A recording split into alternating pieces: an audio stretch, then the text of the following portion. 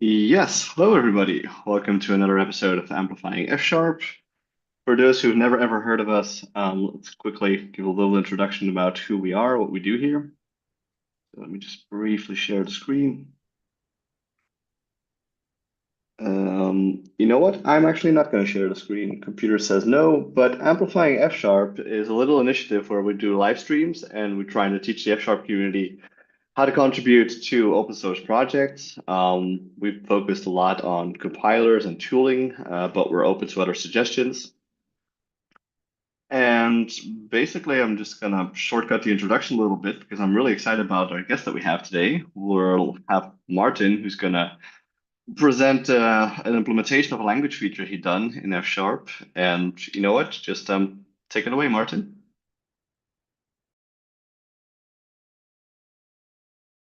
Oh, classic internet thing. You were muted and you started talking. Of course. Thank you, Florian, for the introduction and thanks for having me here. And thanks for running F Sharp. For those who haven't seen it and were awaiting Florian's introduction, here is the link. And here are the sessions, and the session today is about scope Nowarn, which is a feature that was requested for a long time for the compiler. And I've worked on it for the last half year and want to show a little bit what that means on the one hand. So a little bit of history, how such a thing works from the feature request to creating a PR. Then some technical background on the complications I came across and the difficulties.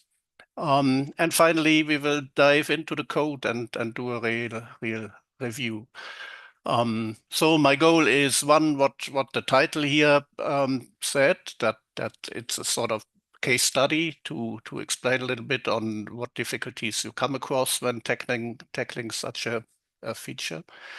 But also I want to explain the background enough so that it's easier to actually review this PR, and hopefully some people who are here or will see it later on YouTube can use this as a background to be able to review this thing, because it's quite a big one.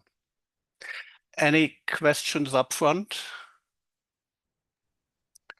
I feel like I'm gonna ask a lot of little questions along the Great. way. Like I Yeah. kind of, to not spoil anything, I didn't really look into the entire implementation just yet. So I might ask some little things here and there. Is that okay if we just Oh, interrupt you, or absolutely, would you? absolutely. Let's make it an interactive session. Yeah. Yeah, all right, sounds good. So let's start with like also was explained on the session page, the feature request. This is in this F sharp lang suggestions repository on GitHub. And this one is actually a quite old one.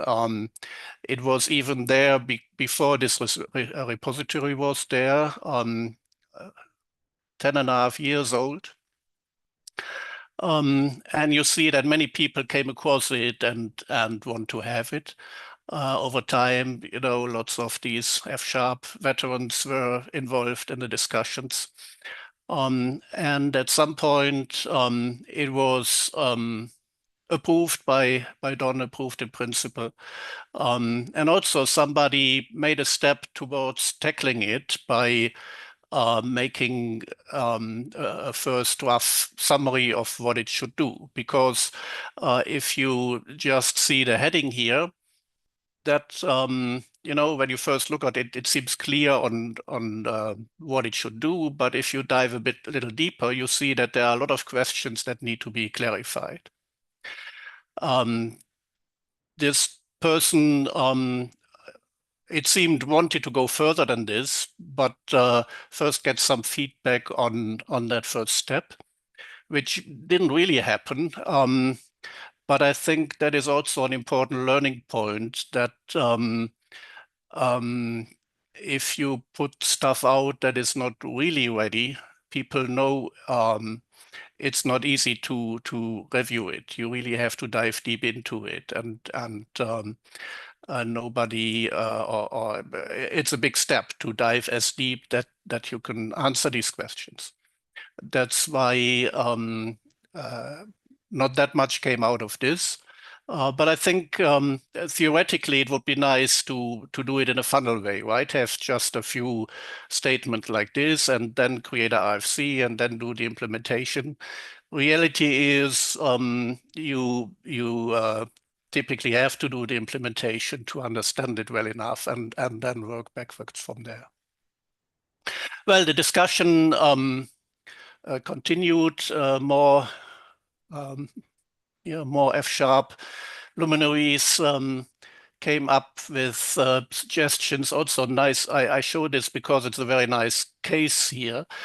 First, you see the discussion had converged here on the syntax on using no warn and warn on as pairs to switch a warning on and off.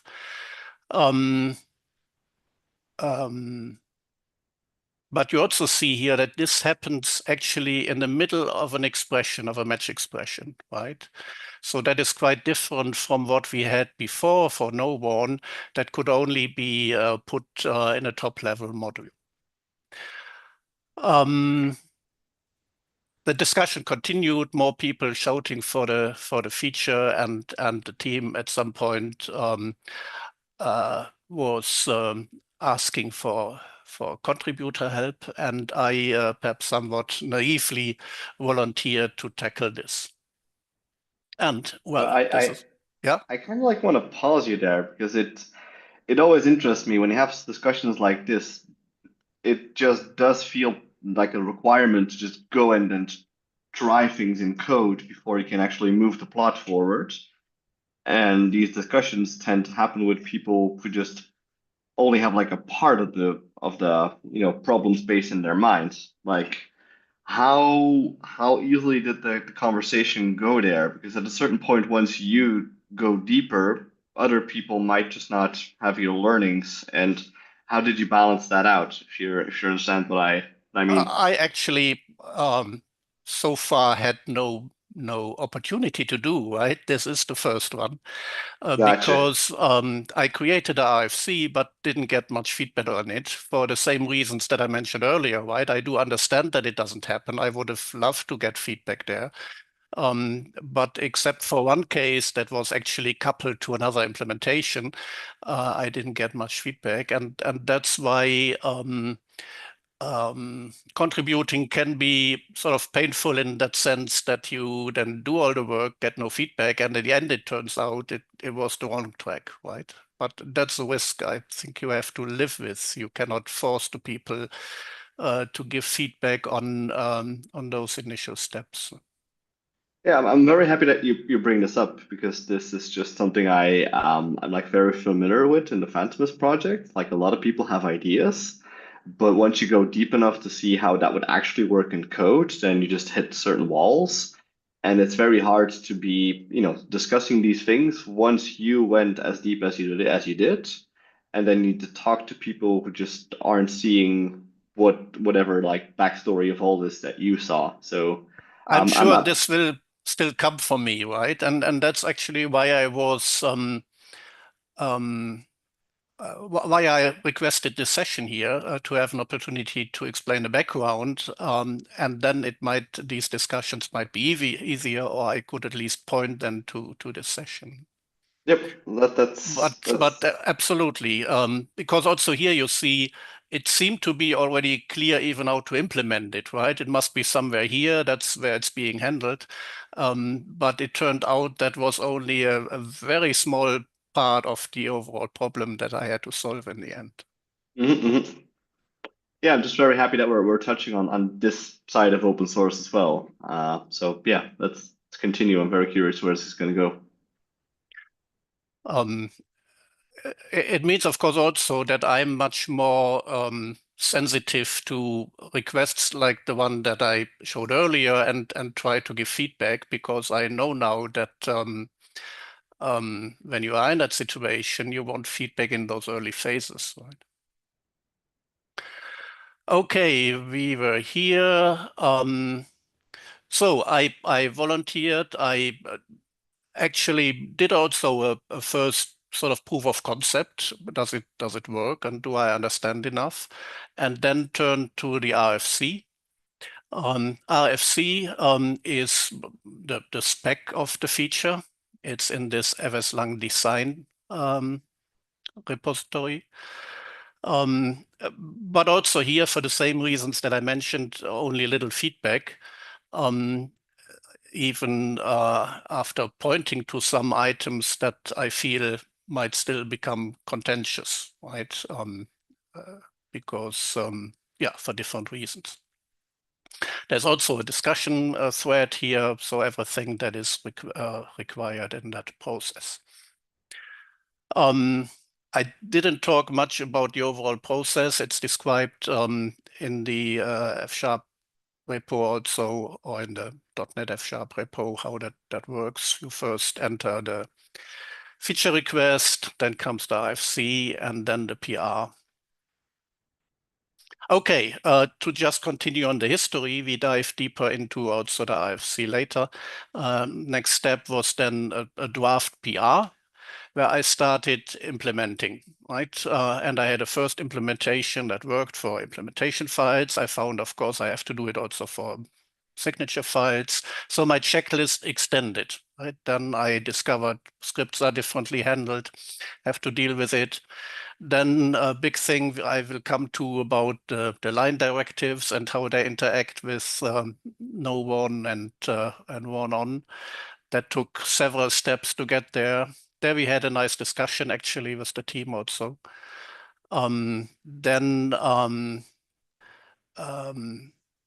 Like I showed in that example, we must be able now to place a Nowarn and Warn on anywhere in a file. That's quite a change. Then I found that the IDEs react differently to it, so also, and they are handled via a different path. So all that had to happen. Typically, I would have concluded all of this and then turned this from a draft to a final PR. In this case, I instead created a new PR where I sort of started from scratch, pulling the features from that other one in there in 7 discrete commits, just for the purpose of making the review easier. One reason is this frightening number up here, where you see overall 975 files have changed. Well, about 950 are test baselines because the syntax tree has changed. But that means to look at all of them is difficult. So I split it into these different parts that all compile. The first one was also just adding functionality, so it still completely works with the old feature set. And then the last one works with the new feature set. So we have the PR, but that is of course not the end of the story. Now a review has to come, and there is still a chance that this will not really in the end become a feature of F#, even though it's so much requested, for a number of reasons. Once there are these items in the RFC that to some extent are incompatibilities, which is always a difficult subject. So that may be a reason that it cannot work. And the other is those changes to the ASD that will break the tools or need adaptation of the tools. And that may also be a reason that in the end it cannot land. So I guess that's something a contributor has to live with. And I must say, it was, even if that would happen, it was still a very worthwhile journey. I have learned an incredible lot about the compiler in this project. Any questions on this part? Out of curiosity, did you keep track somewhat on how many time you spent into all this? Not really, not really. I mean, you probably wouldn't be happy if you knew the number, but it must be immense. Yeah, it's quite some hours. But I am in a lucky situation that I do this just for fun, and so I don't need to count the numbers. Right. Okay, on the technical background, first of all, I'm really not a compiler expert and not a computer scientist, so please jump in if I start talking nonsense here, right? Which may happen. This is about switching warnings on and off, where we have this directive Nowarn today already, and we want to add now another warn on to switch them on again, so that we have specific parts of the source file where we have that warning switched on or off. And this warn and no warn is a compiler directive, or pragma, something that most languages have. It typically starts with a hash sign on a separate line. And F sharp, the spec is mentioning three sorts of pragmas there.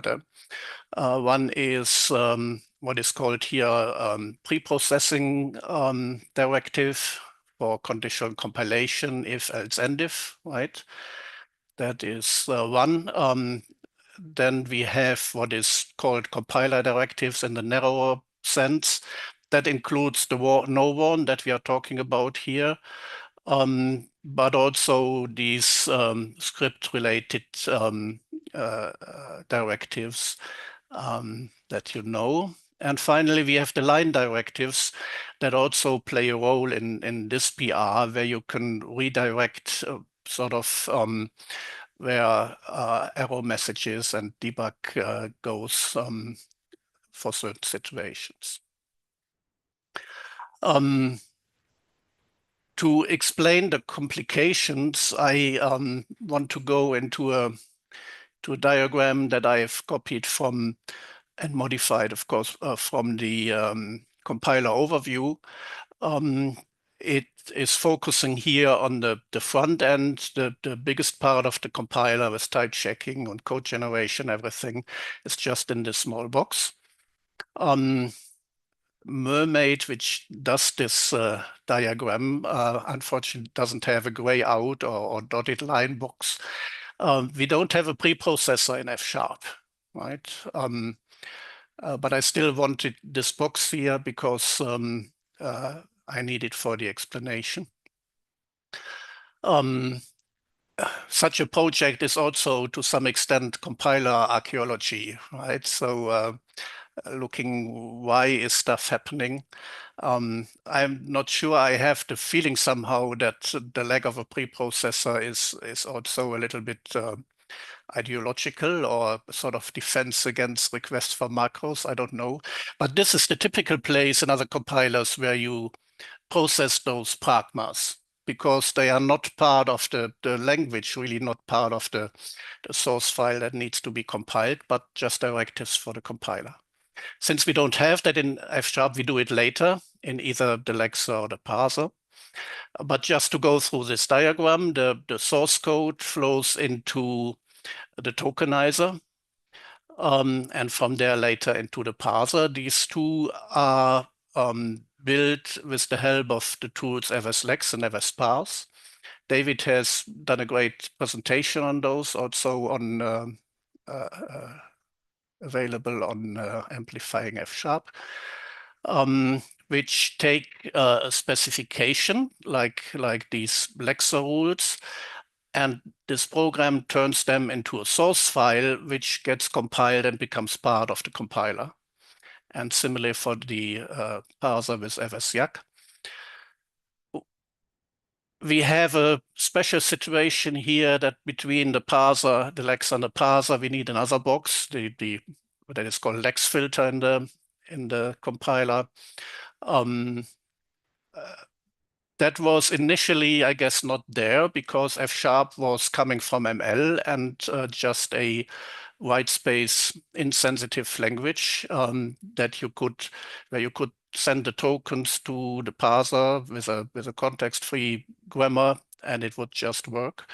With the introduction, what was called at the time the light grammar, meaning these indentations, we need this in between. What this box does, it takes the information that is contained in those indentations, that you are now at a next level of the let statement or something, takes that information and puts it into additional artificial tokens in that token stream, and then the parser can stay a simple context-free parser as it was before. There is the parser creates a syntax tree. There is still a step after here that is important in the context that we are talking about that I will come to. Now to those complications that I want to mention. The first one is that this chain is a streaming sort of chain, right? The parser pulls at the end. When the parser needs a next token, it asks this Lex filter, give me a token, and that one either has one in store or goes to the tokenizer, give me a token. And the tokenizer goes to the Lex buffer, give me some characters. And if the Lex buffer is empty, the Lex buffer asks the filler, give me some text from the source, right? But this is sort of cool and fancy. And I guess it was also necessary 40 years ago when you had 64K of memory. If you would do it today, I don't know. But that's what we have. And that means that with respect to those warn directives, if you have errors or warnings specifically in the front end here somewhere, including the parser, you cannot simply emit them because you don't have that information from the Nowarn statements yet. So what happens is that those warnings go to a special error logger that puts them into a separate stomach somewhere, like a cow, right? That ruminates and then later, and that's actually happening in this block here, regurgitates them and chews on them a little bit more and puts them into another error logger that then knows about the Nowarn statements and can process them correctly. So that is one. Second is white space information. The original grammar of ML or F# didn't need to deal with white space at all. And also here, through what happens in the Lex filter, the parser itself doesn't really need it, but we need it in the IDE in the end. And I've tried to put that also into a picture here, where I'm not completely sure if it's correct. It's certainly simplified. That during lexing, white space, and I'm not talking about the simple spaces, which you can extract after parsing, because for every element in a syntax tree, you have a range and can find the spaces. But stuff like comments, XML comments, and those directives are collected during lexing, and then in this post-parse step are put or are collected for the IDE. Today they are put into the AST also as sort of global trivia.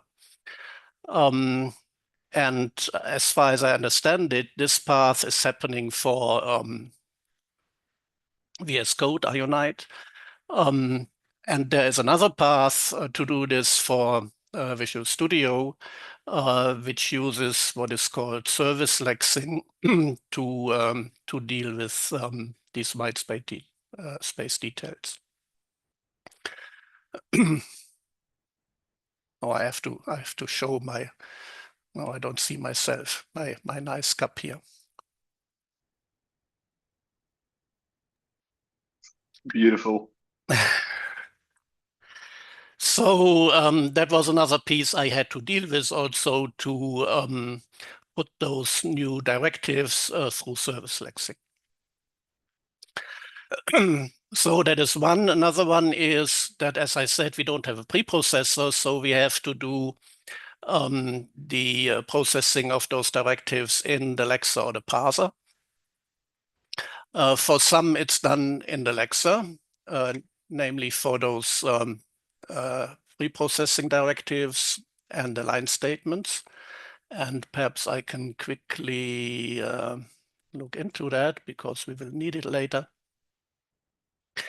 This is lex.fsl. So this is the specification for tokenizing in F#. And it contains a lot of simple stuff that you have names for the different tokens and so forth. But also processes those directives here. And that's just much more complicated as it would be in a preprocessor. Of course, some of the stuff stays. You need to know to handle the directives, and they can be stacked, or how's it called? There can be one if statement in another one, right? Nested, you mean? They're nested. That was the word. Yeah. But there's also stuff that the typical lexer that ML would have had doesn't need, like this should start a line. There's no expression in the lexer rule, but what we do instead is that we check if the lexproof is really at the start of the line, and if not, we create an error and start all over, right? Sorry, here, not this one. Yeah, exactly. That's what we do. We create an error. And for the end of the line, we use a so-called continuation here. So use another lexing rule instead of the normal token rule to continue to find the end line and continue after it. And we also, once we are in this skipped part of the if and else, we have a completely different parser rule that also duplicates a lot. Anyway, this works and happens, and we will later see that we can do the Warn and Nowarn in the same way. The other directives are actually handled in the parser. So if we look in parse.fsy, we see here the piece where these hash directives are declared. The hash is just the hash character that the tokenizer sends as a token. An identifier like the warn or the R for reference, and arguments. Perhaps here I should also show how this is translated by Eversyak into this parse.fs source file, because that is a nice example on how these line directives work. And if we go there, I briefly go back to the FSY. We have here this grammar piece, and then we have a piece that is actually source text that explains what to do when you find such a piece in a source file. And that same piece of source we find back here in the .s file. And here you see the use of that line statement. The main purpose of that is really to be used in generated source code. And what happens is that if you get a error here or warning, or you are in the debugger, what will show up is this is line 483 in parse.ssy. And this makes sense because you want to look into this file because that's the one you have created and not in the generated file. But the difficulty with the warn statement is that after long discussion, we found that the best way is to just look at the warn statements in this real source file. So if we go to the beginning of the file, you see warn statements here. Some that were put in by FSYAC, others that are copied from parse.ssy. And here you have the line statement. So we have here the Nowarn 64. If we put a little later here a warn on 64, but we are now in parse.ssy in terms of that line directive, what should happen, right? And in the end, the discussion with the team was you look only onto this this source file parse.fs. But that means we are here, if we look at these range structures that are at each element of the syntax tree, these range structures contain now pointers to those line numbers in parse.fsy. But for the Nowarn, we need the original line numbers and the original file. And that means we have to somehow remember those. And we will see later how we do that. So these are all the complications that I came across. But the biggest difficulty is really what I pointed out earlier, that in this example here, that the warn directives can now appear anywhere in the file, deep in the structures in an expression or submodule. And that means it can no longer be done by the parser. That is just impossible because you are somewhere where it's basically impossible to put it into the grammar, right? Because so far, those directives were just part of the grammar, somewhat artificially, I think. But anyway, this is a part of the F# grammar. And those directives are just next to other module elements like open statements and type definitions and so forth. But that means it can only happen at the top level, right? And that means now if you want scoped no warns, this is just no longer possible, right? And that means we have to go back to my little picture here. We have to pull the processing of those directives forward from the parser into the lexer, which in itself is not a big deal. As we will see, it's only a few lines change really in the parser and the lexer, but it means they have to be stored differently and quite a few of small changes. Yeah, it also means, if I go to that extended picture here, that we have to store them a little different. During lexing, we can store them like it's also done for the other whitespace stuff in a storage that we have attached to the lex buff. In post parse, this is then turned into trivia, basically, for the whitespace. And that information about the warn scopes that has a whitespace aspect that goes into the trivia, but it also has this aspect of processing the warnings. After really researching how to do that, I decided to put that into the diagnostic options record. This is diagnostic options.fs, just a small file that shows here the diagnostic options as they are today. This is basically the outcome of all those different compiler flags that are possible. And this warn off was also used for the Nowarn directives. And here we will see that later, two further elements that will carry that information of the warn scopes. So much about the difficulties. Any questions until here? So you can wrap these things around basically virtually any expression, or are there like limitations in all that?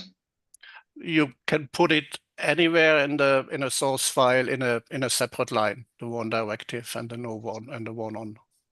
But does it need to like encapsulate one exact expression, or can you No, even no. do it? In this example that we had earlier, how do we have it? See here only that one case of the match expression is switched off for the warning. True, but that captures an entire sin match clause, so that one I can understand. But can you, and this would be pure evil, but can you like after the if keyword do the opening Nowarn, and then after the then keyword do the close, and then it sort of Sure. It doesn't matter so much because in the end it's only used to decide if a warning should actually be emitted or not. And I compare then just the beginning of the range of the warning with that warn scope that I have, and then it's either emitted or not, right? right. So the warning, the entire flow of detecting the warning is all fine, but then it's more like a filter mechanism afterwards. Yeah, yeah, Gotcha. yeah, yeah. Yeah. Interesting. Thank you. Actually, that part is not so different at the moment, right? You can put yeah, it is because you can put the no one only in the top level module, right? So you have no chance to put it into an expression. But the way it's working is filtering basically. Mhm. Okay, then let's quickly look into the RFC because that is an important piece of the context. This is how a RFC looks. It's a PR here still, not approved, as I mentioned. This pointers to the original issue, the implementation, and the discussion thread. Motivation, which I've taken from the issue comments that I showed earlier. And this is the specification, really. So first, we have a new compiler directive warn on that we have to add to the spec. It has the same arguments and so forth as no warn. There's a caveat that I perhaps skip in terms of time, but which may be contentious. Then the warn and no warn are always pairs. So in the beginning of the file to the first directive, you have the default values that are determined by the compiler flags. And then if there's a no warn, it just means that thing is now on until the next off until the next one on, or vice versa. And in the end, if it's then not a pair, but just a no one, it's valid to the end of file. If it was a pair, then also after the end of the pair, you are again back to the defaults. Then, of course, it must appear now not only in non-nested modules, but anywhere. This one says this is all true for implementation files, signature files, and scripts. Scripts is also something that would be a breaking change. So it's also something that needs to be discussed, and I haven't had much feedback on it yet. FSI should not be a problem. And finally, about line directives, we talked about that. So that would be the specification. There are alternatives discussed, compatibility, diagnostics. There may also be feedback that it should be a little bit different, but that shouldn't be a big problem. And then tooling, of course, and the breaking changes that this would introduce. So that's the RFC. Yeah, and then we have the PR that I briefly showed already. And if there are no questions right now, I would jump into actual code. I would first go into that first commit here, which adds only stuff without still changing the functionality of the compiler. That's the feature flags, tests, and this core module warn scopes. And this is the signature file here of that warn scope module. It's a no new source file under syntax tree. And this is basically the API to that module. Not very difficult. We have two functions here that are called from the lexer when the lexer finds a warn directive. This is the main one here, pass and register warn directive. So that in this warn scope module, this line is then parsed and stored away, which warnings are here switched on or off.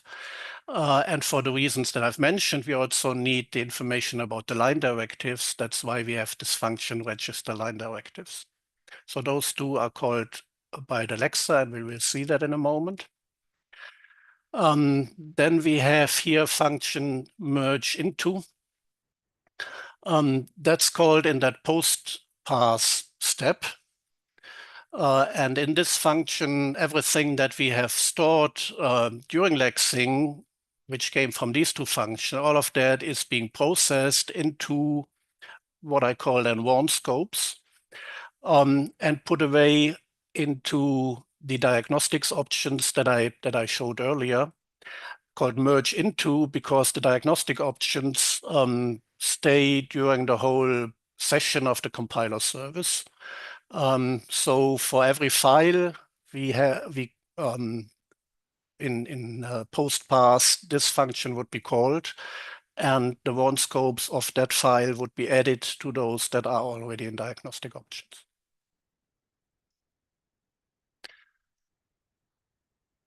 You look like a question, Florian.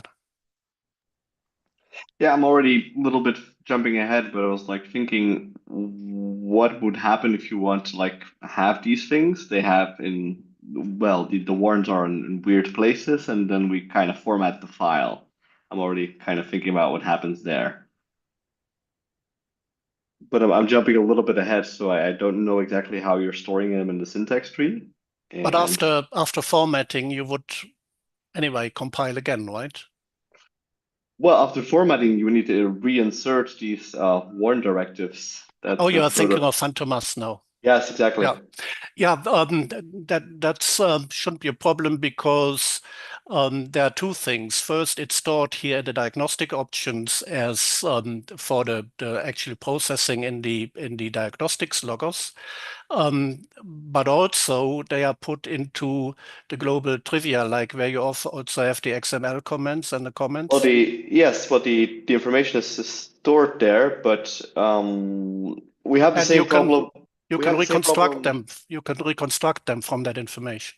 Yes, but it's easier said than done. Like in certain cases, when you put a comment in a very, very weird place where we not expect it, it's might not show up after formatting. So I feel Yeah, like I this see would. what you mean. So you probably have this exactly the same issues as you have with comments there. Yeah. Yes, that's Like like my first guess.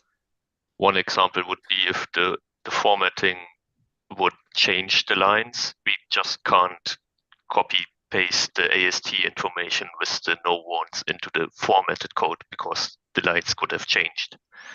So we really need to do something more to get the regions correct, because we are basically targeting regions and not lines, I guess.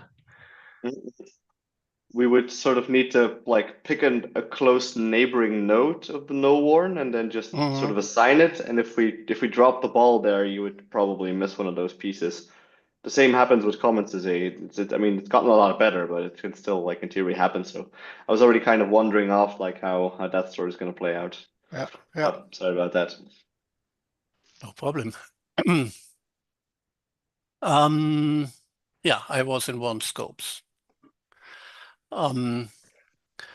So that happens in the middle there in post-pass, and then when it's actually used by those diagnostic loggers when filtering the warnings, here are just two functions: is warn on or is no warn? Is this in a scope between a warn on and warn off or not? So that's the API to that module. And if we now actually look into that first commit, right? We have, as I mentioned, all these different commits. And the first one is just, as it says here, adding the feature flag and some baseline tests and that one scope module.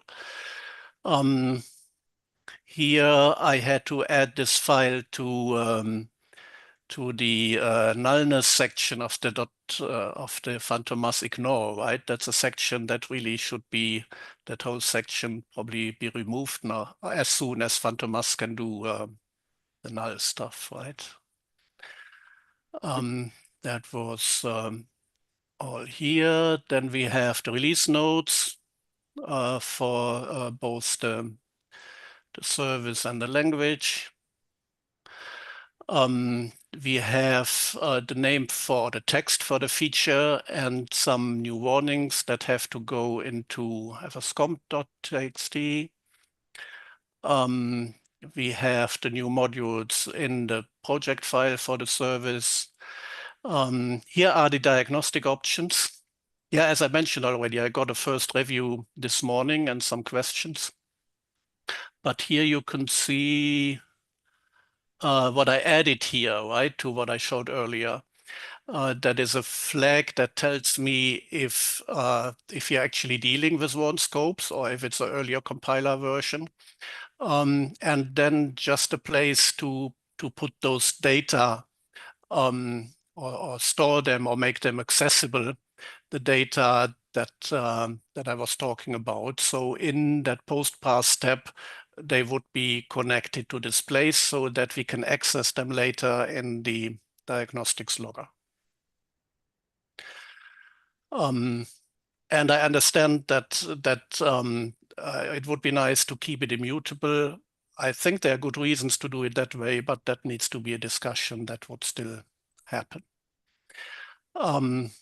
That's just the FSI file for it. The language feature is all stuff that happens like with every new feature, that you add a feature, it appears in a few places. Here is a file access store that contained all the code that accesses this special place called buffer local store. That is a just a place in LexBuff where you can store stuff during lexing. This is done like with XML stuff, comments and other stuff. And I'm only here moving the basic access to this a little further up so that I can make use of it in warn scopes. I'm actually making it an extension member of LexBuff. And that's the FSI. Here I only came across a typo that I checked. Here is the what I just talked about, access to that those local data. Just a member to get the data. That is all that needed. Here's a second virus try-get. This one provides an initializer so that you get initialized data back when it doesn't exist yet, and this tries to get it. And that's what used by these different elements and also by the warn scope module now. That's the FSI related to it. Then I have a new test file that contains like 50 tests or so. And in view of time, I won't go into those. Oh, sorry, no, that was the warn scope file itself. We will go into that in a moment. The warn scopes.fsi we looked at earlier. And the rest is really about like these translation files and testing. So perhaps I leave it with this for that first step where about that one scope module, except that we have to look into that module itself. It started simple, but then in the end still got like 370 lines. But I hope it's well structured. So we have this temporary storage in that Lex buffer. There we just store the directives more or less as they are, meaning we have a range and we can have a comment after that, no warn or warn on. And we have a list of warn command. Warn command for me is just the warning number, the range of that warning number itself, and it's either no warn or warn on. And when the Lexer says I have found something, it's put in this way in that local storage. Same for the line directives. They are stored here in a certain format. And here are these functions that are called by the Lexer register line directive, where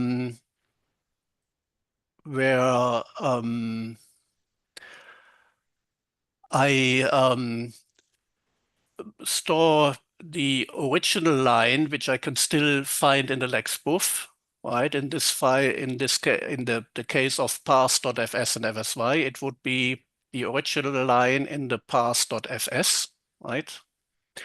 And the line I get here in that function call is the new one in the .fsy. And I store that information and also the file index that belongs to it, so that later I can go back from the FSY to the FS when I need it for the warn scopes. Then this is how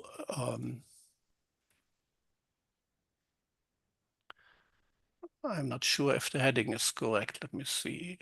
Correct, this is correct. But this is not the right heading here. I have to change that actually, because what this is doing, oh, sorry, it is. Yeah, this is this parse and register warn directive, exactly. We had above, we had the line stuff, and this is the warn directives. So here I just get these data that are attached to the lexbuf, create the warn directive, and write it back, append it to those that are already in there. And in between, I have to parse that directive. It's just a line that I find here in the lexbuf, and I have to parse that directive. And that's what's happening here. And I perhaps shouldn't go through that. I do the parsing with a regular expression. The numbers I detect like they were detected before, so we can or cannot have quotes and the FS prefix and a lot of specialties that were already there in the current version of the compiler. Okay, so we have both the line and warn directives now in the temporary storage, and now in post parse, we have to process them and actually create what I call then warn scopes. That relates to what we have in the spec, in the RFC, that we have on and off warn scopes. These are pairs of warn on and warn off directives for a certain warning number, right? And they have a range from that one state directive to the other. And when it's not a pair, but going to the end of the file, then we have a different case here in that union. Then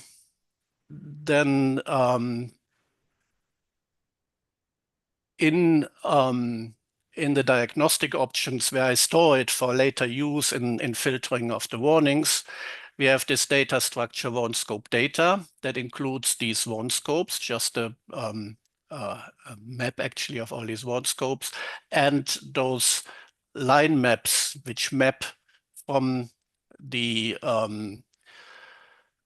redirected file to the original file. So these are the data structures, and then there is, similar to accessing those local data in the lexbuf, I have here function to access the data stored now in diagnostics options. So every access to it goes through these functions. Again, with a version here that creates an initial file and one that sets it back. I did it that way because in the order of files, the diagnostics options are very early. And I didn't want to define those data types in that very early file that is needed in the whole of the compiler. That's why I am doing it just with an object pointer in diagnostics options, use these two access functions, very similar to like it's done with the local data in the lexbuf.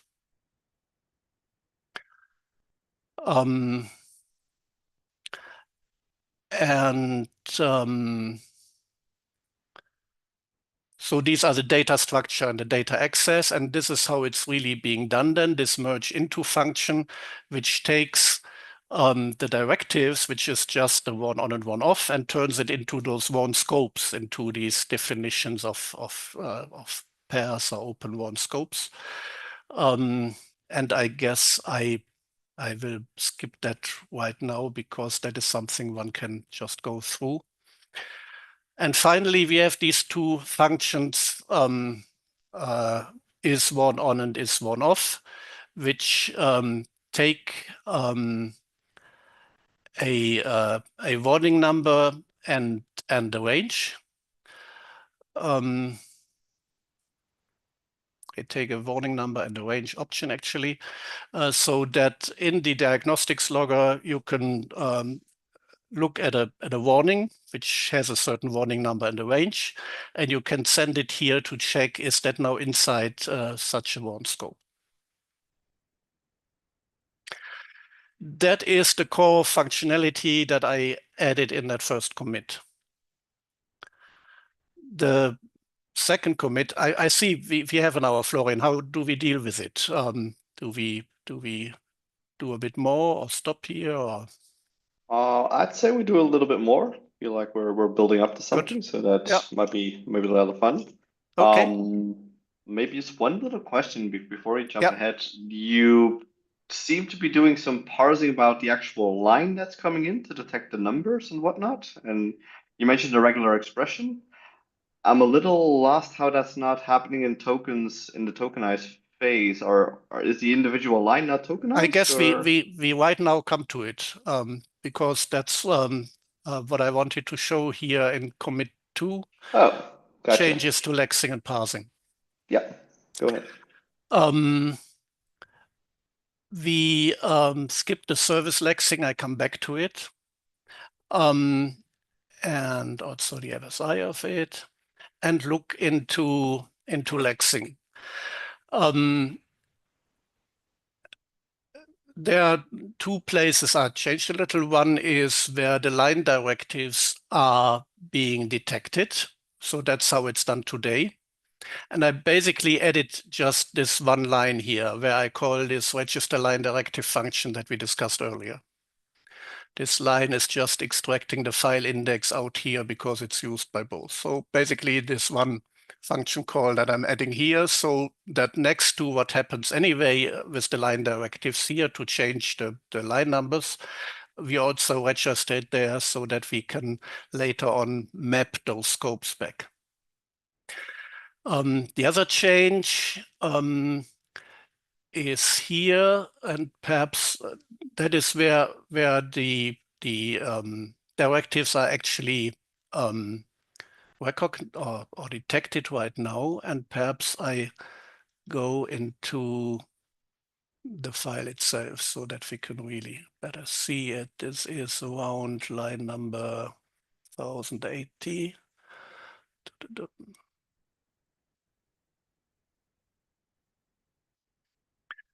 I briefly showed you this end if stuff earlier, right? And And then here we have what I added to the Lexer next to that one line change in the line directives. So we detect here no warn and one on warnings, similar to how we do it up here with the if and end if, right? So this is the Lexer, and that means the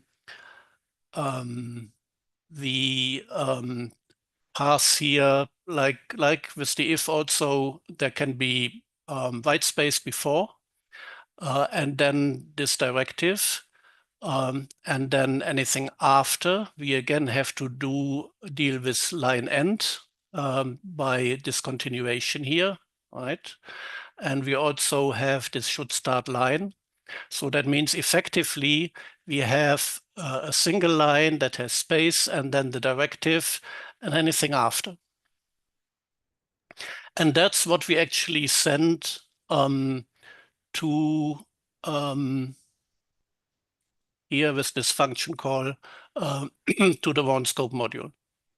So that's what you're processing, like the any string is what you process a little bit by with the regex that you showed earlier. Yeah, exactly. Yeah. And because it's just too difficult for just like pull into like a grammar rule, or was it just more convenient, or? Well, we are in Alexa here, and as I explained earlier, we have to do it in Alexa, not in the parser. I was just talking about the Lexing grammar rule, so to speak. Yeah, Like what we could do if we go a little up here to how the line directive is treated. Let me just see.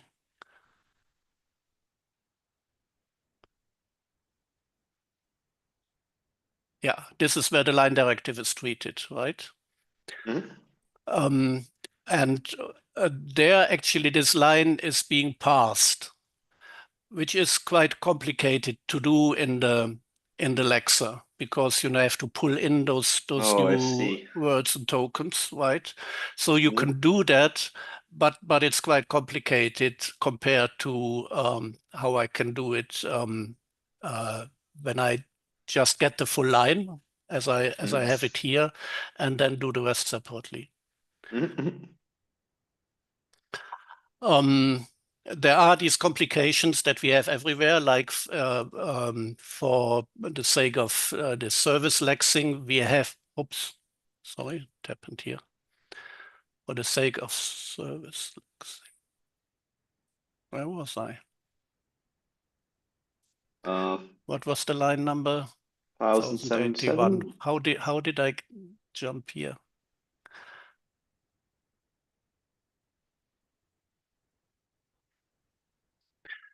Here we are.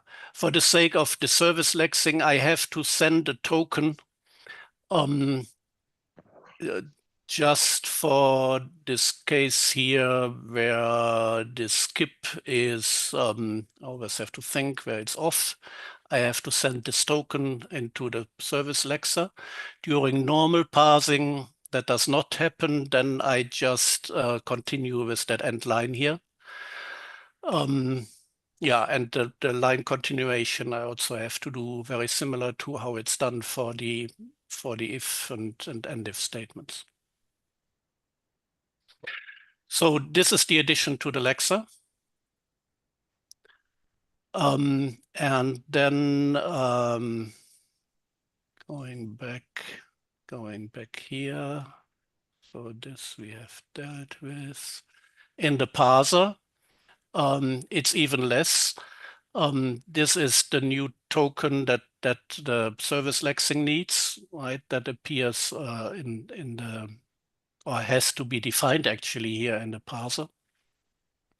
And then I have removed this comment here from the place where the hash directives are parsed because it's no longer true. But the parsing of the hash directives, which I showed earlier, perhaps we can very quickly go back there. Here, except for that this piece is no longer valid about the Nowarns, this stays the same. So this hash R and hash I and so forth for the scripts are passed in the same way. Only the hash Nowarn and hash 1 on don't get here because they are met by that Lexer rule before we get there. So that's all we have to do in the parser. And the rest is, again, baselines here in the surface area. We have that new token, and that's it. So that was the second one. Does that also answer the question you had earlier? Yeah, it does. It does. Okay, Thanks. great. Then I've done a next step here that removes just all the, what I call your legacy processing, all the previous processing that came from processing the warn directive that came from the parser. And that one thing is this error logger. That is the one, that second stage of error logging where you, I think I really should go to the file itself too, so that you can see it. Right at the end of this file. Why does Control End not work? End works, okay. So yeah, this is also bad because it's the changed one. Sorry, then let me go back to where we were here. This is, perhaps I have to extend it here upwards. Yeah. So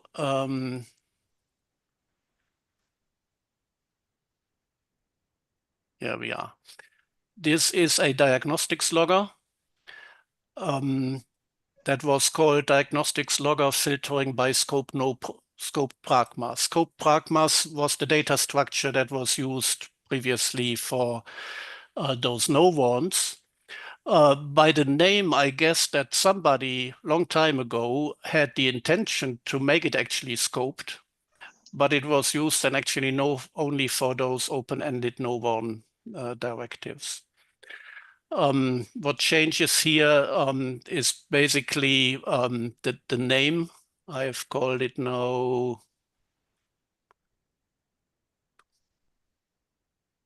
It's up here. Called it now. Same thing, but with scope Nowarn in the end, and that it has different parameters here.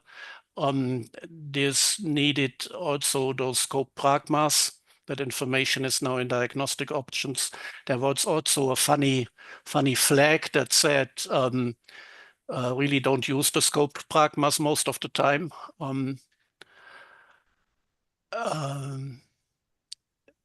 Yeah, and then the processing here actually of the scope Nowarn is removed here because that happens now in this adjust severity that I have here, right? So that happens now a little later centrally in that place where also all the compiler options are processed.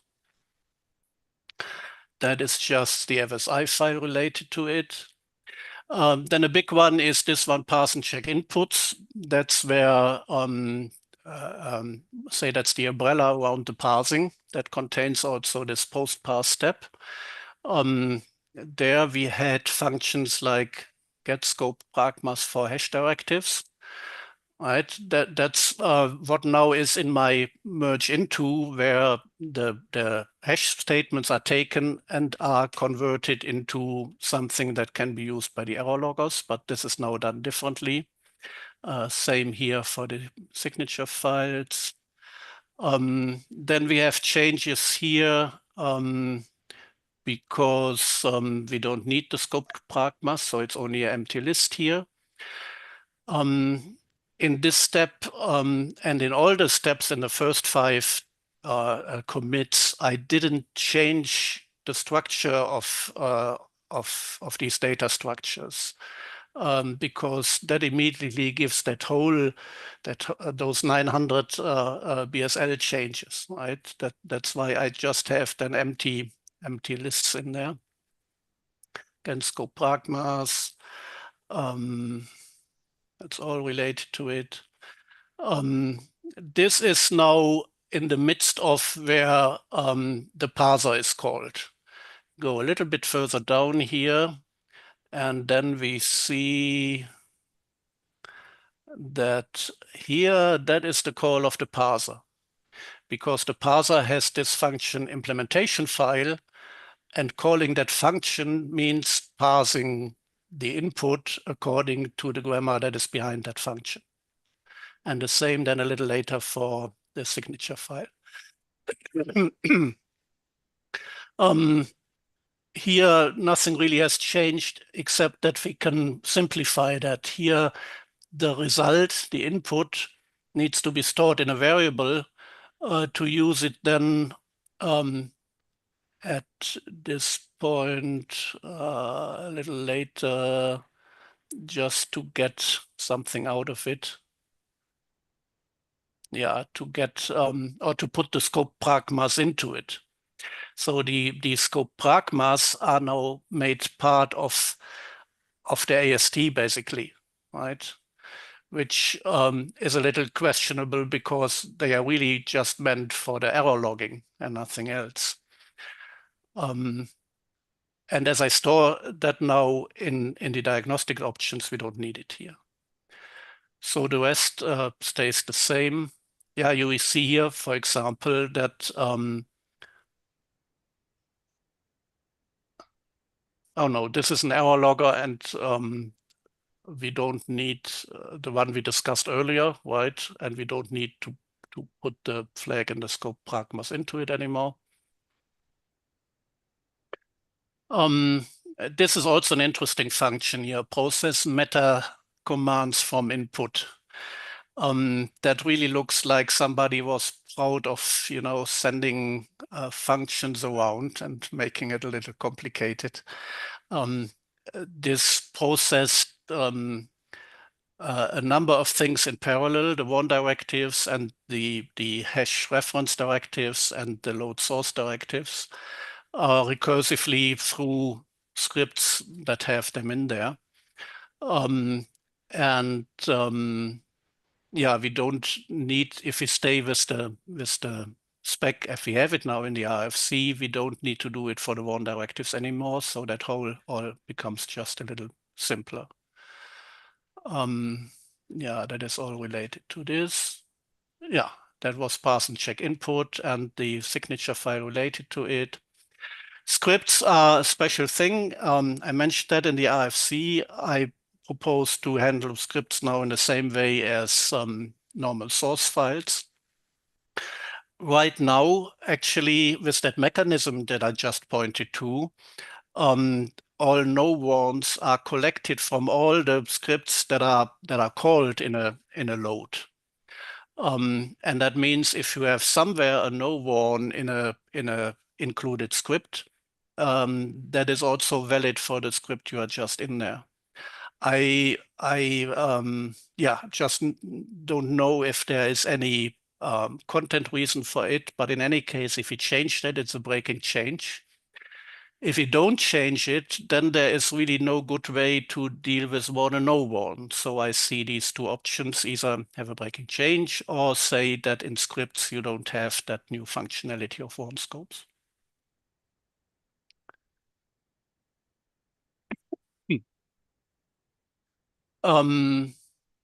Yeah, here you can actually see how this warn off was handled in the past by, at least for the scripts, by putting it into tcconfig b, or call this function, which actually puts it into the diagnostic options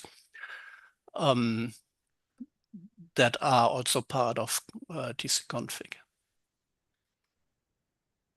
Scope pragmas we can remove. Yeah, and then FSI is again a whole different thing where it's processed in a different way. I don't think I will go through there, but also there I removed the old processing. So that after this step here of commit 3, we can still compile the compiler, and it also still works as a compiler, but it doesn't do any Nowarn processing anymore. Now, the next step is to integrate the new functionality.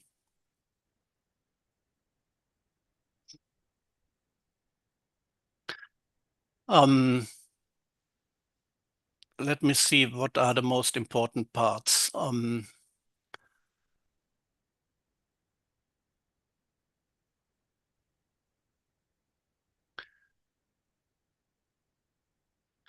Yeah, this is where actually this adjust severity that we came across earlier. This is where this filtering of warnings is done. The way it exists here is already due to an earlier PR that I made. So I had prepared it in a way that adding the new stuff, yeah, which is calling this is warn on and is no warn, that this is an easy insertion here. So in that whole logic here, this is the filtering logic on when a warning is an error or is a warning or is no warning at all and so forth, all that logic. I had only to make some simple adaptations that call these new functions is warn on and is no warn. So that was, I think, a good step to prepare that in a separate PR. This is in file options, not that important. In parse and check input, where we now integrate the new functionality. Here is a function collect code comments. That's where comments collected in Lexing and also those triple slash comments were put into this data structure. And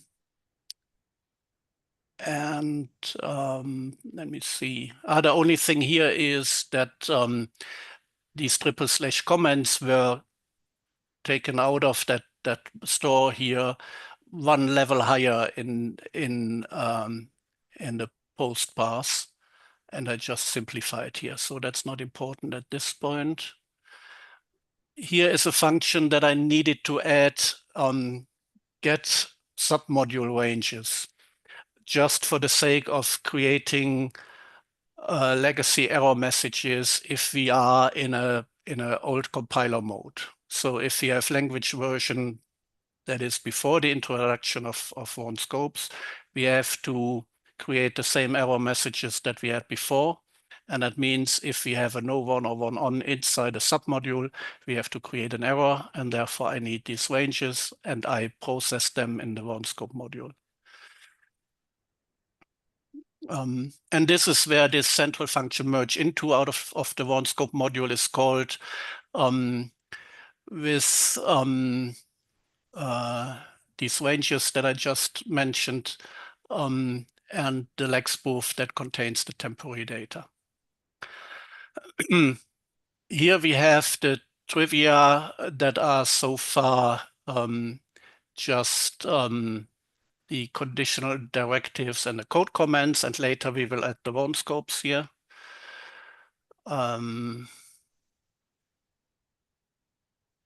Yeah, I think these are the most important parts for now here. Just the same is again for happening for the signature files. And I think that's for now. And FSI, I also don't go into at this point. I would rather go into this one here, adding warn directives. This was to the trivia. This was something. Before you start the next one, maybe you have already mentioned it and I missed it, but is there a cross check between warn no warn directives between the signature file and an implementation file? No. Okay. Should there be? I thought, are they No, not no, just independently? I'm just No, there asking. is not. No. Okay.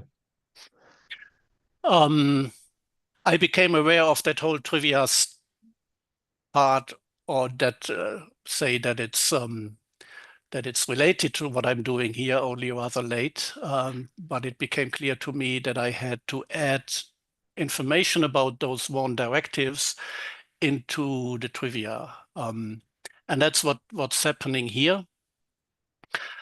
In that first step here, I put this in here. So in the structure here, past implementation file input trivia, there are the condition information about the conditional directives and the code comments, and I still commented out, put then information about the WARN directives there.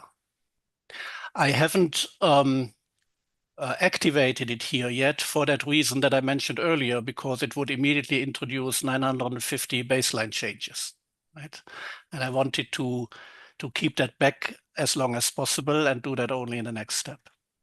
But that's where the information for the IDEs is landing about the WARN directives, so that they can be colored in the right way and so on. At the same time, I have, instead of creating that structure here, an empty structure here, I have defined that up there and can use then this parse so forth empty. That in the next step, I don't have to change that and touch it anymore. So that's the main thing over there. And then again, FSI and also stuff in the incremental and transparent compiler and so forth that I should perhaps not go into. This perhaps important still, that what I used above in syntax trivia, I defined this structure to just keep the complete information of the directives, so that, as I said, the IDEs can use it later for coloring and so forth. Yeah, I think that's the main stuff. You store these things as an int list, but that's not necessarily how they are represented in the source code, right? It could be like a string list of fs and the number, comma. Yeah, it's like also with the other items here, the conditional directives and the code comments. It's just the information so that the IDE can work with it. Yeah, but just like from a Phantom's point of view, we would use the range and select the thing from the original source code. It's going to be more accurate versus than what we find in the actual numbers. Yeah, let me see, but I think where have I defined it? You have here the range of the whole WARN directive. So you can find that back and the WARN numbers. But if there's something missing, I should still add that. There's nothing necessarily missing. It's just that the int list itself cannot be trusted as the single source of truth for what the user actually typed. Like the range and then getting it from the source text is the source of truth. Yeah, true. And you would like to leave it that way, how the user typed it, right? Yeah, exactly. If somebody Okay. typed Nowarn FS something, then you probably want to restore that similarly after. But then I guess you can just ignore the int list and just take this range and the text of that range, and then you have the original. Yeah. There's a solution for this, and it's the same for blind comments. So it's not. I'm just double checking. Like that's. Yeah. No, it's all good. Yeah, and those last two commits just like here remove the comment here, so that line directives are actually there. But that means immediately, if I scroll down here, that I have all these baseline changes, because the AST contains now this additional field here in that data structure, right? Did you And also add like new tests to this? I have what I showed in the very first commit, a new test file with some 50 test cases or so about the Nowarn scopes.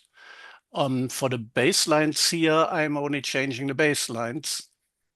Yes, but do you have new files in this test service data syntax tree folder? Do you like have new F# files in there? I might have missed that. No, that's a good point. That should probably still happen. Yeah, It's very invaluable yeah, that you yeah, just if you change the syntax tree that it's somehow yeah, reflected in a new yeah, file in there. That'd be yeah, great. yeah, makes sense. Yeah, perhaps I'm too fast. Yeah, perhaps really for the one on, because that wasn't in there before. Yeah, Exactly. yeah, Yeah. yeah, yeah. And because it can appear in different places now. Yeah, absolutely. So that's a good point. That last step here now removes like this scope pragma here, where I so far only replaced it by empty lists, removes it from this data structure, which means, of course, even more changes, where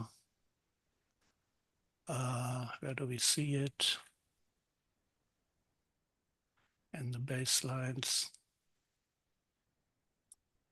Yeah, here we had in the commit before the empty list, and that disappears here, right?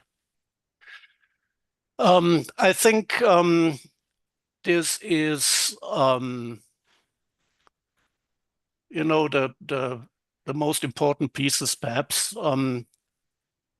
that hopefully would enable people to review this PR.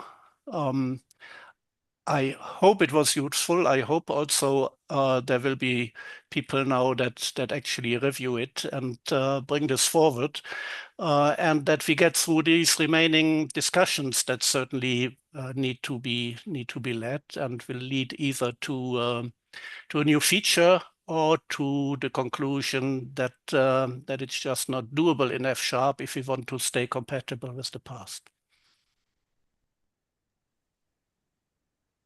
All right. Thank you. Are you ready for some nitpicks? Because I mean, Oh, absolutely, yes. this is a code review. So, Yeah. do you have any sense of whether performance in parsing and lexing is affected by this? I can't imagine that it is. I haven't made benchmarks, right? But in lexing, you have only in case an actually one or no one statement appears, you deal with it, but that should be really, if I think through what happens through lexing and in that function that I call, that is so little that I cannot imagine anything happens there. And in parsing, nothing happens at all there. It's only less because the no one doesn't even get there. Mhm. Well, I mean, it's going to consume a little bit more memory because it's carrying some of the stuff, I assume. So, um, Which well, I feel like the diagnostic options you sort of pass a little bit true, more. yeah. Overall, in the compiler, we use a little memory, Exactly. but then therefore the other stuff like the previous scoped pragma structure disappears. But Mhm. it, of course, because of the new functionality, there's also some new data. Yes. So we have a question from Tim. I admire your patience doing this understanding compiler design. Did you have previous experience working on compilers? Actually, the first experience coming close to compilers was when I came across some post of yours, Florian, about the SIG file generator. What's it called again? Ah, Telplin, yes. Telplin, Wonderful. right? And I found that interesting, and I thought it's perhaps easier to start there than just immediately go to that big thing of F# compiler. And I looked Mhm. into it and even made a PR there on something. No, that's how I got to it. And as I said, I'm not a computer scientist. I just enjoy diving into it and enjoy dealing with complex stuff. Yeah, that's actually an interesting thing you bring up there. There's like a lot of, well, I guess just projects overall, just using the F# compiler service, which has your first hooks to the compiler without, necessarily needing to dive into the actual compilation just yet. Yeah. So there's indeed a lot of learning things there. One other thought I had, yeah, so there's a little bit of magic involved in the fslex and fsyak. So if your FSL, FSY files to have like the correct line number thing going on, I'm kind of wondering, is that worth it? Good question. We had a discussion about it. I first had a very complex thing in mind that the no ones in FSY are valid only there and in FS only there. Then Tomasz actually proposed, is it worth it? And we just don't allow it or ignore it or something, right? And I Mm-hmm. readily said yes to that because I agree. But then there was further discussion, and Kevin said, "Well, it's possible to map it back, and why don't we do that?" And that's what I have implemented right now. Yeah. Yeah, that's interesting. Like if it's indeed is possible, then might be some. Yeah, actually, it has a few caveats, right? Because Mm-hmm. you only have that information. It's from we are now in that FSY file. Mm-hmm. And the last time this was uh, actually lexed, it came from that FS file. But assuming two FS files point to the same FSY, then you have a problem, right? Because you Right. can't map it back. And in this case, I emit a warning, and but that anyway shouldn't happen at all, right? Yeah, exactly. Yeah, that's it's very interesting. And then do you, I guess, to like further sell the idea to the F# team, have you created like a good example, like where in practice in a real world F# piece of code would this be like relevant? Well, I think there is enough information for that in this in the issue, right? The use cases that are also back in the like this one, but a lot of other examples here, and also in the RFC under motivation, there are all these examples why. Sorry, let me rephrase that. Are those examples like ported into like component tests? Did you go that extra mile? Not these exactly ones, but all the different use cases. If it's in a top-level module or in a sub-module or expression, and in which order you have the Nowarn and Warn, if it's in scripts or source files or SIG files, that is all tested. There are like 50 tests in that big test file. Yeah. Gotcha. So like all the code paths really are tested. Not all, I guess, but quite a I few of mean, them. Yeah. it still is the syntax tree, so you'll never cover it all, but exactly. Like, Yeah. yeah, cool. Very, very interesting. Suppose this all lands merged. This is just an F# 10 thing? An F sharp. 10 thing. I would hope so. Yes. I mean, if we can find come to agreement that it's worth it, right? But Hmm? as I said, I would also understand if the conclusion is we cannot do that. It's too creates too many breaks in tooling and so forth, and we cannot do that. But if yes, I would hope that it would be F sharp 10. Yeah. Yeah, that's also just like taking a step back. A something interesting to know. Like you do all this work, then you hope it gets in there. There's understanding if it isn't, and then it might just land like exactly in 1 year. So that's also very much of a patience game that you're playing here. So we Yeah, also just want to. but I mean, I've been with it already for half a year, so I will also survive that next half. Or I know, three-quarters. but it's still is very admirable how many patients you have to Yeah. pour into this. So compliment you on that. All right, taking one last look at the chat. I think we had all the questions. The YouTube chat as well. Any last remarks? I will have a remark. I just wanted to express my opinion on the whole session, so not to the PR itself. So I don't know if now it's the right time or like even a bit later. Go for it. Hi, Peter. Oh yeah, I've been sitting here like for all this time. I know. Yeah. No.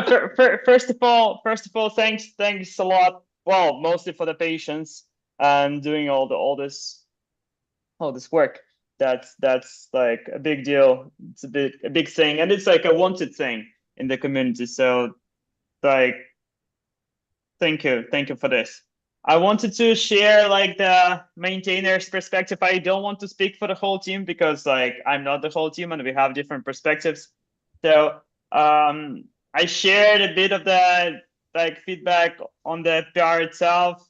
Like the thing with the whole like development cycle is that like there is a F# compiler, then there is like a F# language, and we as maintainers of the F# compiler are also seen as like language maintainers, which are a bit like orthogonal things. So we as developers of the compiler, we are happier for some PRs and less happy for other PRs. Not unhappy, but like less enthusiastic. That PR that like would, speed things up like for the developers or like for like something for the editor, whatever editor, like those will improve our own life and we are happier and we like react sometimes like faster on that.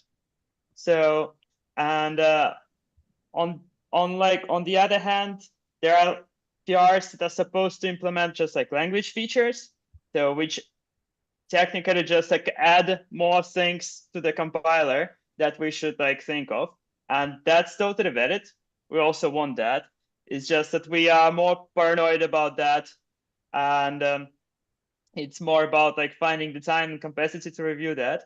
I really like today's session, and I think we should do more of those because I look at the PR. I don't know that particular area well, so I would need to concentrate and understand and learn like all that you explained. But there are people in the community who want that, who have used this feature, who have like stumbled on the same like problems that you have. And like if they can take a look, then like that will be for me also, for me as a maintainer, a good signal. Okay, people who understand that, they looked at that, they asked the questions, they shared the concerns, they thought how to test that.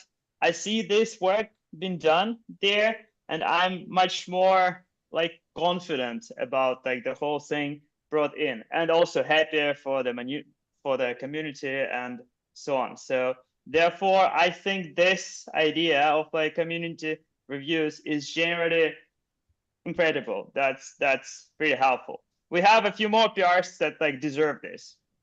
I would personally think that we should do more and we should like structure them a bit more so that those are shorter and so that like they become more interactive, because you explained what you've done well, it's helpful.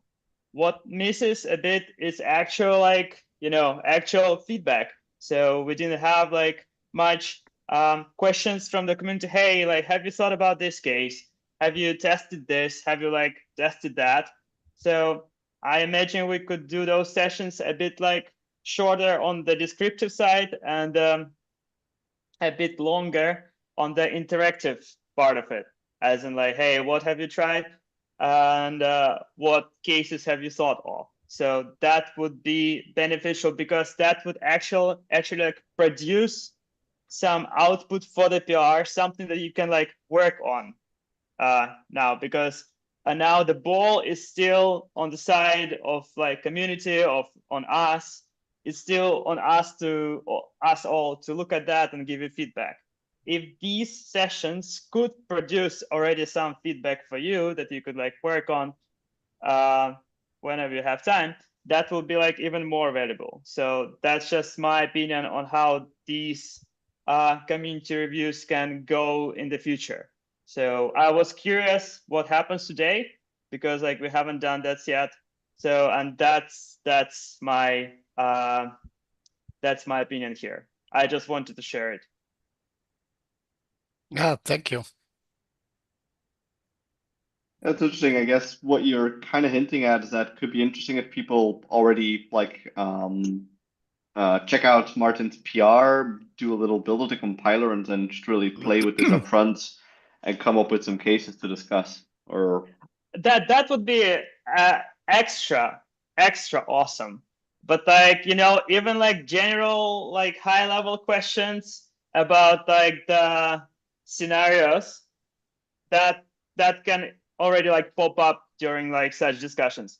Basically same idea as like what happens at the like language FS-lang suggestions discussions and so on. So like people just like may think of more factors in play, what can break, what can slow down, and so on, so that like create some kind of, you know, homework for you, Martin, in that case, so that like at least you can check some things and like ideally like test more things there. So perhaps it would have needed then even 2 sessions, right? One with the general stuff and that background and explanation of the difficulties, and another one to do an actual code review. That's up to the community. Like that's whatever we decide here, whatever amplifying F# decides on that. Like that can be multiple sessions. We can do like, well, definitely we can do like yet another session on the same PR, like we have capacity time and whatever. So that can be done like in 2 steps, in 2 meetings, or like in one, but like more structured and like kind of more quick. Also depends on the PR, how big is the PR and the feature and so on. So that also is a valid point. Thanks for being here. Sure. I wanted to represent the team here, so and share the perspective. Well, what is your feeling then about those open questions and compatibility and surface area change? Does it have a chance? Well, Kevin has already approved that, so like that has a chance. Like I'm not that well, like, you know, familiar with the area, so But I cannot really promise and make like my mind here. So but it's good. I honestly thought that was a mistake, that he sent off the comments and didn't see that it was unapproved. Maybe. Yeah, let's see. Yeah, I'll ask actually. No, I mean, technically, whatever is approved on the language level has the right to get in. It's really about the amount of paranoia we add to that. We have like different mechanisms how to like safety measures, and that starts with like flags and like defaults and so on. So like it always breaks down to the fact you're writing something new. So if there is kind of way to switch this off, that's fine, because like we are sort of safe from like regressions in a way. So if anything breaks, we can say, okay, like just switch this off. So but in some cases it's like easier to do, in some cases it's harder to do, in some cases it's worth it. So that's I think something to keep in mind. But like on the bigger picture, we have pulled in like much riskier things. It's like, it's not that we never pull in like breaking chains, we do. So that definitely has a chance, and all that stuff. It's more about like the patience, the testing, and so on. So I don't want to make promises, because again, as I say, I'm not the best person to talk about this particular feature. So but we started looking into that, and definitely it's more likely than not that it will get in. It's just like not certain. And certainly still some work. I'm aware of that. Sure.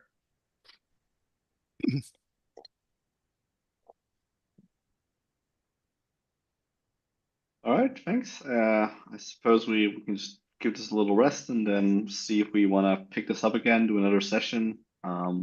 We'd be happy to facilitate. So yeah, I hope you got something out of this, Martin. We definitely enjoyed your breakdown of all of this. And I suppose we can wrap this little session up, and I wish you all a good weekend. Thank you. Yeah. Thank you, Martin. Bye. Thanks. Bye. Cheers.